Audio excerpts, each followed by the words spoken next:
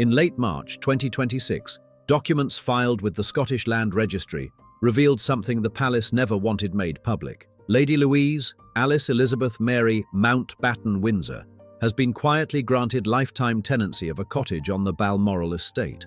Not just any cottage. The one that Prince Harry and Meghan Markle were promised during the Queen's final summer. This isn't just another inheritance story. It concerns loyalty, legacy, and who the late Queen truly trusted in her final years. This situation isn't just about property.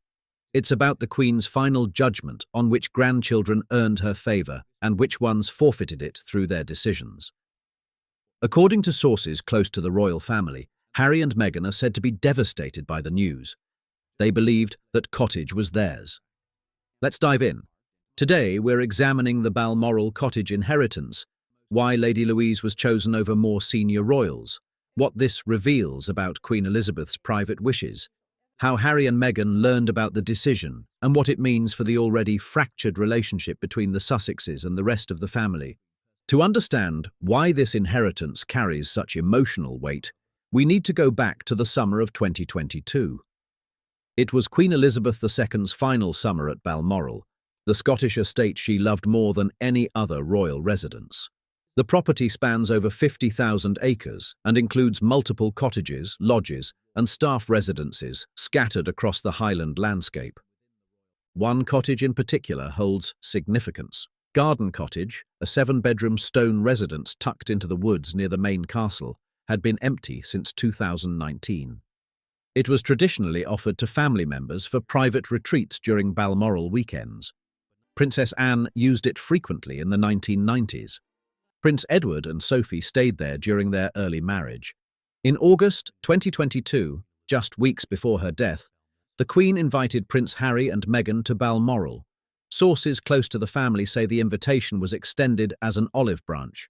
The relationship had been strained since the Oprah interview in March 2021, and the Queen was reportedly eager to repair what she could before it was too late. During that visit, according to an insider who spoke to Closer Weekly, the Queen showed Harry and Meghan the garden cottage. She mentioned it was available and that she wanted them to have a base in Scotland if they ever returned to royal duties. Harry and Meghan reportedly left that weekend believing the cottage would eventually be theirs. But the Queen never formalised that arrangement. No legal documents were signed. No official correspondence was issued. What Harry and Meghan didn't know was that the Queen had already made a different decision. In October 2022, just 1 month after her death, King Charles III signed paperwork transferring Garden Cottage into a private family trust. The trust designated Lady Louise Windsor as the primary beneficiary with lifetime tenancy rights beginning on her 23rd birthday in November 2026. Royal commentator Richard Fitzwilliams told the Daily Mail that the Queen had discussed this arrangement with Charles during the summer of 2022. He described it as part of her broader plan to reward the grandchildren who had remained loyal, discreet, and committed to service without seeking attention. Lady Louise fit that description perfectly. She had spent years quietly supporting her grandmother, particularly through her shared passion for carriage driving. After Prince Philip's death in April 2021, Louise became one of the Queen's most frequent companions at Balmoral. They would spend hours together in the stables, reviewing Philip's carriages and discussing his legacy.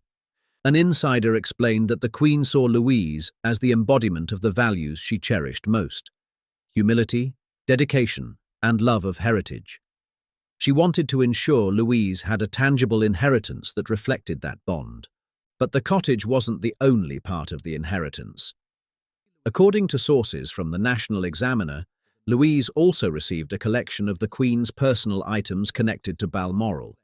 These include a set of watercolour paintings the Queen created during her summers in Scotland, several pieces of tartan fabric with sentimental value, and a handwritten journal documenting her favourite walks on the estate. One source told OK magazine that the journal was particularly meaningful. It contained decades of reflections, some dating back to the 1950s when the Queen was a young mother.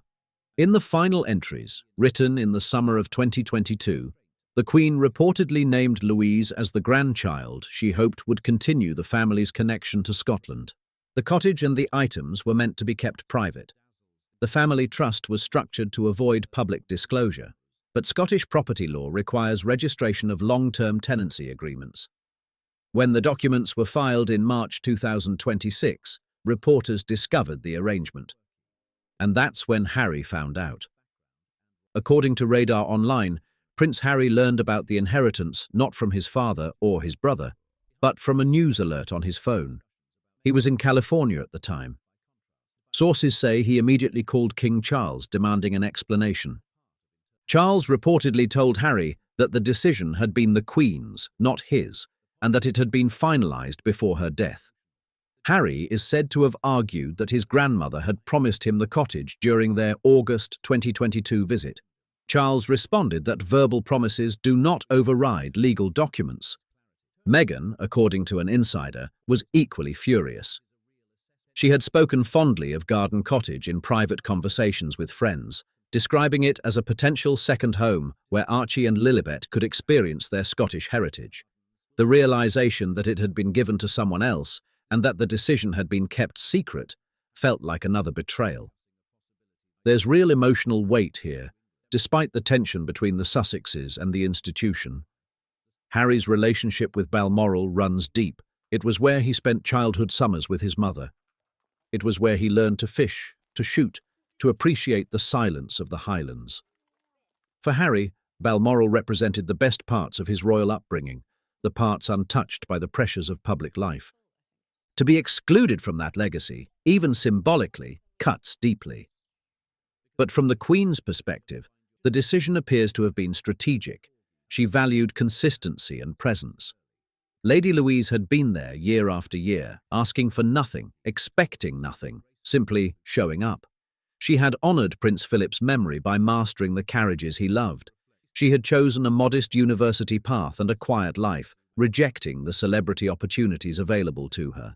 Harry, by contrast, had left. He had built a life in California, written a memoir that exposed private family moments, and participated in interviews that criticized the institution his grandmother had spent 70 years protecting.